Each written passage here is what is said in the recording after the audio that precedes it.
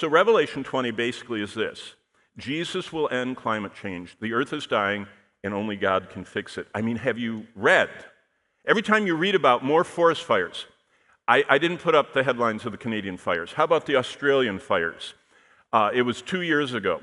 The shocking wildfires had displaced 3 billion animals during the Black Summer of Australia. They have never seen wildfires. I mean, and that was 2 years ago. Canada's, they found out, with satellites, are still burning. They're burning under the snow. They're starting to smolder. Smoke is coming out. As soon as it gets the dry winds coming across the prairies of Canada, they're going to all burst back into flames, and we're going to have another round. How about this? That's a great headline. These are all just clipped out of the newspapers. Everything, everywhere. This is the article. Microplastics are everywhere. They shed from your clothing, your tires, your broken down trash. They're produced in factories. The tiny pieces of plastic debris have been a subject of a number of grabby headlines of late, which proclaim they've infiltrated the farthest reaches of the ocean. By the way, when they did core samples on top of Mount Everest, one of the climbers up there, after he took his picture, and the frozen flag, they took core samples.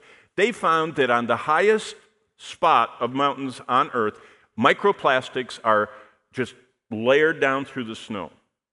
Everywhere, the top of the Andes, the top of the Himalayas, the top of the Rockies, the top of every mountain range. Microplastics. They're in Antarctica, they're in the air we breathe, and guess what? Last year, a doctor was taking a blood draw, looked at it in a microscope, and there were nanoparticles of plastic. Now, we knew what you're breathing in, if it's small enough, through the blood oxygen exchange that goes on in your respiration in your lungs, we knew theoretically plastic would transfer. It's not theoretical anymore. All of us, all blood samples that they are starting to take in the major hospitals are starting to show a higher and higher and higher percentage of nanoparticles of plastic in our blood. Well, this is from the Belgian paper, the Brussels Times. PFOSs and PFOAs are found in soil samples, but not in water or vegetables. Wasn't that a comforting headline?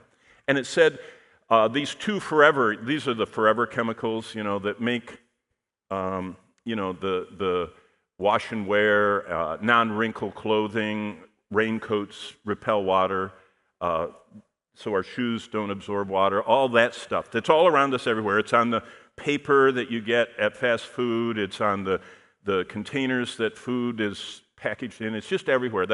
It's one of the most common chemicals. It's very even used for putting out fires, and they just spray it liberally anytime there's any fire, all these forest fires. It's been found in almost all samples in Europe taken from their chicken runs and people's vegetable gardens, and the compost, and the eggs, and the house dust in the serum. But it's not in the water or the vegetables. Yet. Okay. But now, the British hired a motorhome. See, this is the UK Guardian. And they went all through the United States and took samples of water at restaurants, at diners, at McDonald's. They asked for a cup of water. At Starbucks, they asked for a cup of water. And they ran with their cup of water out to their motorhome. And it was a mobile lab. And this is what they wrote. We sampled tap water across the U.S. and found arsenic, lead, and toxic chemicals. A 9-month motorhome journey by The Guardian and Consumer Reports found alarming levels of forever chemicals, arsenic and lead, in samples taken across the U.S. That was in 2021. This week, Monday, it was announced for the first time, the U.S. House of Representatives has brought forward, voted on, and passed a bill that is going to give standards to all of the municipal water facilities of how much of these chemicals, especially the forever chemicals, can be in our water. Well, we've known about this for a long time, but it takes so long to legislate anything to be done. You know what the article concluded with? They said 1/2 of all drinking water in America has forever chemicals in it, and just like microplastics, everybody that's drinking it It's forever a part of their body. That's why they're called forever.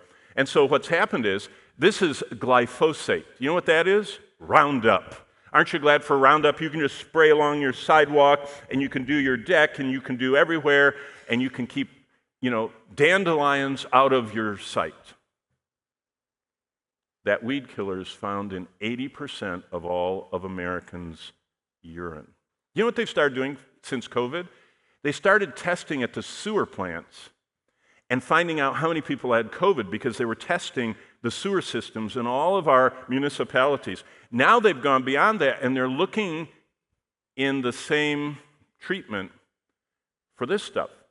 And they were so alarmed that the government asked, they said, if we're going to pay for a blood test or a urine test, which the government pays for about half of all the medical in America, they said, we want to start doing urinalysis of Roundup.